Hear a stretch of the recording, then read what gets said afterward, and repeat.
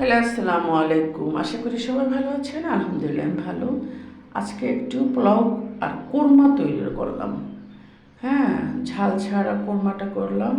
পেঁয়াজটা ভালো করে ভেজে নিয়ে আলাদা অর্ধেক উঠিয়ে নিলাম, নিয়ে বেরেস্তা করে রেখে দিলাম।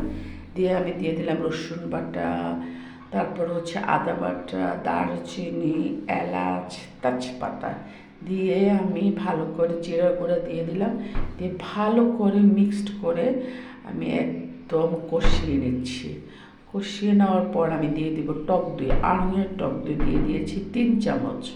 দেওয়ার পরে এটাকে ভালো করে হয়ে কষিয়ে নিয়ে আমি দিয়ে দিলাম 1 কাপ দুধ। 1 কাপ দুধ দেওয়ার পরে দিয়ে দিলাম আমি ঘি। ঘি দেওয়ার পরে দিয়ে দিলাম চিনি। চিনি দেওয়ার পরে আমি সুন্দর করে আলতোভাবে নেড়ে চেড়ে দিয়ে দিলাম কাঁচামরিচ। কাঁচামরিচটা দেওয়ার পরে তারপরে এখন একটু কষিয়ে নেব, নিয়ে তারপরে আমি বিসমিল্লাহ বলে নামিয়ে নেব। আশা করি আপনাদের আমার কোরমাটা পছন্দ হয়েছে। সবাই ভালো থাকুন। আল্লাহ হাফেজ।